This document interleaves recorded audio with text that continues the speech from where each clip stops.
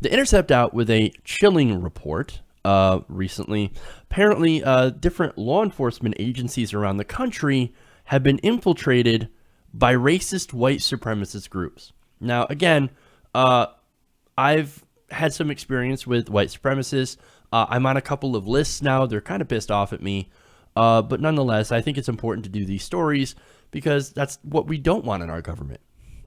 Now, this information, of course, comes from a classified FBI counterterrorism policy guide from April of 2015. Now, this guide was obtained by The Intercept. So now, look, again, this is a big story. There's a lot to break down here. How they've, what methods they use to get into these police departments all over the country. So there's a lot of stuff. And Alice Speary, who writes this article, actually does an excellent job breaking this down in its entirety. Now, obviously, I don't have enough time to do that. It would probably take most of the show. So what I'm going to do is I'm going to do an overview. I'm going to add some commentary.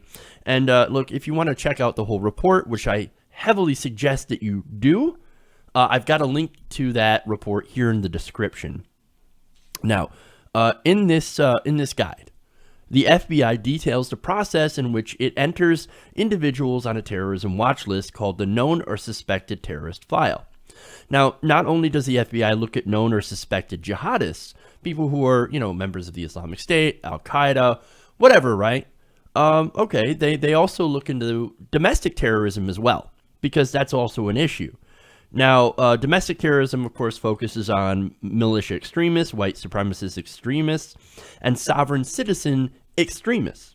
For example, the sovereign citizens actually attacked and killed 2 police officers in Las Vegas. Now, these people were previously seen at the Bundy Ranch. Now, whether or not they were kicked off the Bundy Ranch, I'm not entirely sure, or they left of their own volition to do this heinous attack on 2 police officers in Las Vegas, I don't really know. But nonetheless, that's an example of sovereign citizen extremists and one of their terrorist attacks on our police forces. Now, in this report, it is noted, and this what's really, really scary, is that the FBI often have identified active links between these groups and law enforcement officers. Now, the report also explains in some detail how Bureau policies have been crafted to take this infiltration into account, so they know. Okay, so again, basically what it's saying, white supremacist, anti-government groups are infiltrating police. Now, how are they able to do so? Well, the Intercept explains that since there is no centralized recruitment process or set of national standards for the 18,000 law enforcement agencies in the United States, many of which they explain have deep historical connections to racist ideologies, as a result, state and local police, as well as sheriff departments, present ample opportunities for white supremacists and other right-wing extremists looking to expand their power base. So, and look, what better way to get power, training, and access to weapons than being part of the police? And it is kind of ironic if you're one of those anti-government types getting into government. Well, hey, I guess it makes sense. They got all the guns. You go to the place where they have all the guns and all the training. Okay, well, makes sense. Now, some of you might be asking, okay, well, look, what's the issue? It shouldn't matter what kind of ideology they have, right? As long as they do their jobs, as long as they do it fairly. But again, there is no indication that they are actually doing their job fairly. In fact, there's evidence of the contrary. In a heavily redacted version of an October 2006 FBI internal intelligence assessment, the agency raised the alarm over white supremacist groups' historical interest in infiltrating law enforcement communities or recruiting law enforcement personnel. The effort, the memo noted, can lead to investigative breaches and can jeopardize the safety of law enforcement sources or personnel. And, of course, also you can jeopardize the people that the police are supposed to protect, the citizens, especially people of color. Okay, so look, not only is it putting the police in jeopardy or police sources, it puts the people, the citizens at risk when you have people with these hateful ideologies. And now, speaking of people of color, do you think that somebody who hates black people so much is going to treat them fairly if there's some sort of confrontation? I'm not exactly sure that they would. Okay. So now you might think, so now you might be thinking, okay, how do they identify these people? And you might also think that basically white supremacists are people that are easily identifiable, right? That they can identify these people because of their tattoos or, their skinheads or they're covered in swastikas or white power symbols or whatever. They should be easy to spot. Well, actually, no. And I know this may not be a great example, but you have the Charleston shooter, right? Now, he was somebody who had a deep racism. I mean, this guy believed that he had to kill 9 innocent people because the blacks are taking our women. They're taking our women. And so, those are white supremacist views. Now, I don't think he was part of any white supremacist group, as far as I know, but I could be wrong on that. But even if he was not, he was influenced by those groups and had a deep-seated hatred for minorities. And look, if you look at this guy, and my overall point is, he looks like he's 150 pounds soaking wet. No tattoos that I could see. And only, no indication that he would look like somebody that we would normally associate with as someone who is a white supremacist or from a white supremacist group. In fact, the guy, he just had a ridiculous bowl cut that I can guarantee half the kids from the 90s had. Even me, I had one. Don't judge me. It turns out there was a time where I actually had hair. I know. But seriously, though, the point is that white supremacists don't have a certain look. They can look like anyone, and it turns out that this is actually part of their plan. There's a term for this. Now, the memo states that law enforcement had just recently become aware of a term known as ghost skins, used among white supremacists to describe those who avoid overt displays of their beliefs to blend into society and covertly advance white supremacist causes. In at least one cause, the FBI learned of a skinhead group encouraging ghost skins to seek employment with law enforcement agencies in order to warn crews of any investigations. Now, again, this is some disturbing stuff. So they're like, yeah, we're gonna tell you not to get these tattoos or whatever, so you don't look like a white nationalist. You don't look like a white supremacist. Okay? And then you can infiltrate much, much easier. Now, what are the effects of this infiltration? Now, in LA, for example, they write, the U.S. District Court judge found in 1991 that members of a local sheriff's department had formed a neo-Nazi gang and had habitually terrorized Black and Latino residents. Well, you give somebody power, and somebody especially with that racist ideology, who do you think they're going to use it against? Blacks and Latinos. Now, in Chicago, for example, John Burge, who is a police detective and rumored Ku Klux Klan member, was fired and eventually prosecuted in 2008. Now, he was arrested over charges relating to the torture of at least 120 black men during his decade-long career. Let's see. Burge notoriously referred to an electric shock device he used during an interrogation known as, and I'm sorry about the language, nigger box. That's what they called it. No, not a racist at all. What are you talking about? In Cleveland, officials found that a number of police officers had scrawled racist or Nazi graffiti throughout the department's locker rooms. In Texas, 2 police officers were fired when it was discovered that they were part of the Klan. One of them said he had tried to boost the organization's membership by giving an application to a fellow officer he thought was, quote, he thought shared his white Christian heterosexual values. So those are just some of the examples and some of the ramifications of the white supremacist infiltration into our law enforcement. They aren't treating minorities equally when they're on the job. Of course, they're not protecting and serving. What they're using is they're using law enforcement as a means to sometimes punish and torture black people simply because of how much they hate them, their racist ideology. And they're also using it as a recruiting tool. So what you have is this right-wing white supremacy destroying the image of police in America and hurting the very citizens they're supposed to protect. Now, look, I gotta note, obviously, not all police are white supremacists. That's insane. And nobody's even saying that, right? But look, there is a presence. They are there. They have infiltrated. And we know about it. The government knows about it.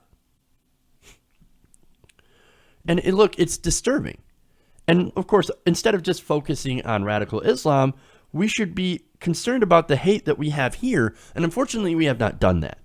In fact, when the Obama administration tried, they ended up getting intense blowback from conservatives and Republicans who were worried about, oh my God, you're targeting our racist base. The Intercept writes that in 2009, shortly after the election of Barack Obama, a Department of Homeland Security intelligence study, written in coordination with the FBI, warned of the resurgence of right-wing extremism. Quote, right-wing extremists have capitalized on the election of the first African-American president and are focusing their efforts to recruit new members, mobilize existing supporters, and broaden their scope and appeal through propaganda, the report noted, singling out disgruntled military veterans as likely targets for recruitment. Right-wing extremists will attempt to recruit and radicalize returning veterans in order to exploit their skills and knowledge derived from military training and combat. The report concluded that lone wolves and small terrorist cells embracing violent right-wing extremist ideology are the most dangerous domestic terrorism threat in the United States. Not Muslims, not left-wingers, right-wing domestic terrorism. That was the number one threat. But of course, you had these right-wingers that cry and cry and cry. I mean, look, the right-wing outrage is what stopped this report in 2009 from being widely circulated around the news. Quote, this report caused uproar among conservatives who were particularly angered by the suggestion that veterans might be implicated, and by the broad brush of which the report seemed to paint a large range of right-wing groups. Now, the Intercept continues, faced with mounting criticism, DHS Secretary Janet Napolitano disavowed the document and apologized to veterans, which again, it's not that they were out there saying that, no, the veterans are all right-wing, terrorists. No, nobody was saying that. But the way that the right wing had portrayed this and used politics and politicized this issue, which is an issue that I think affects all of us. The fact that there is right-wing domestic terror groups in America right now, and they have been growing ever since the election of Barack Obama, it should be concerning to everyone because it puts everyone at risk, especially African Americans and Latinos and other minorities. But instead, Obama, Janet Napolitano, the Obama administration said, oh, we're so sorry. We're so sorry, right-wingers. We're so sorry. We didn't mean to. You know what we're going to do? We're going to shut down the department that actually looks at this. We're going to fire a whole bunch of people that were looking into this issue and only look at jihadis. Only look at Islamic extremism. That's what we're going to do. That's insane because while jihadist extremism, Islamic extremism, is a definite threat, they're ignoring our homegrown threats. It's insanity. I mean, seriously, this was a political issue, okay? An absolutely political issue. And there are some serious threats from right-wing extremism. For example, again, this is through the Obama years, right? You had the attack on the Sikh temple, the Charleston shooting, the murder of a New York imam. And look, it's not just against Muslims, Sikhs or the blacks. You also had the Jewish community. There was a Jewish community that was also attacked by a shooter. And of course, all this is influenced by right-wing supremacist views. But instead, of course, we focus only on the Muslims. It's always the Muslims, right? Now, especially after that report where the Obama administration, in the face of Republicans crying and whining about how Obama painted the Tea Party protests, which, by the way, the Tea Party protests were quite small. Decent size, I guess, for a protest, and largely nonviolent. So, no, we weren't painting the Tea Party protests as some violent uprising. They were ridiculous people walking around in revolutionary hats. And protest, I don't agree with the protest. or I should say, I don't agree with what they were protesting about, as far as we need to take our country back with right-wing values. Now, of course, when they were originally going after the banks and the bank bailouts, I actually did agree with that. But anyway, in the Tea Party protests, we're not saying that those guys were the extremists. So nowhere in that report did it actually say that. But anyway, right-wing politicians, they took a look at that and said, we're going to play politics with this issue. And we're going to basically say that none of our, like our base, some of our base that can get actually violent, the very small sliver of conservatives that are very, very anti-government, anti-Muslim, anti-Jewish, anti-black and Latino, anti-minority, all that, not an issue, doesn't exist. Let's look at the Muslims because they are the primary threat. Even though there are numbers out there that prove that that is absolutely false, that is wrong. Now, look, again, this is a continued and growing problem with right-wing extremism. And now you have Darrell Johnson here, a quote, who was the lead researcher in that DHS report that they disavowed. Johnson now runs DT Analytics, which is a consulting firm that analyzes domestic extremism. Now, he says federal law enforcement agencies in general, the FBI, the Marshals, the ATF, are aware that extremists have infiltrated state and local law enforcement agencies, and that there are people there in law enforcement agencies that may be sympathetic to these groups. He says that since he left, the problem has gotten, quote, a lot more troublesome. And now he points out some specific groups, Oath Keepers, Constitutional Sheriffs, and Peace Officers Association for their anti-government attitudes and efforts to recruit active as well as retired law enforcement officers. Johnson says, quote, that's the biggest issue and it's greater now than it's ever been, in my opinion. Adding that Homeland Security has given up tracking right-wing domestic events. It's only the FBI now, he said, adding that local police departments don't seem to be doing anything to address the problem. There's not even any training now to make state and local police aware of these groups and how they could infiltrate their ranks. And look, it's not even just police. There were some white supremacists that went through military training as well.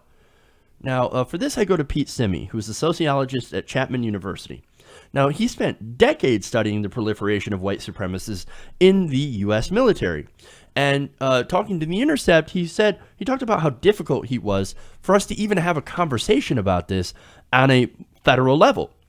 He said, quote, the report underscores the problem of even discussing this issue. It underscores how difficult this issue is to get any traction on because there are a lot of people that just don't want to discuss this, let alone actually do something about it.